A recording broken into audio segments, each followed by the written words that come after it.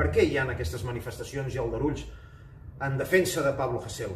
Per la llibertat d'expressió, per la independència de Catalunya, per criticar el sistema en general, per desemmascarar els corruptes i degenerats borbons? Poden ser totes elles o poden ser només alguna d'elles, però el que és segur és que la convicció i la fermesa de Hasél davant el fet del seu empresonament ha despertat unes simpaties que van més enllà d'ideologies. Ni ha fugit, que ho podia fer, ni s'ha lliurat a l'enemic com un vençut. L'han hagut d'anar a cercar i ell s'ha mantingut amb el cap ben alt sense cap somriure, perquè l'enemic ni aigua ni un somriure.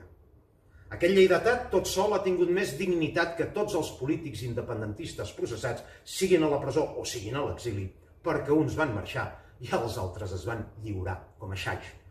La joventut catalana i aquells que no són tan joves veuen en aquest raper català un exemple de quin ha de ser un compromís polític disposat a arribar fins a les darreres conseqüències.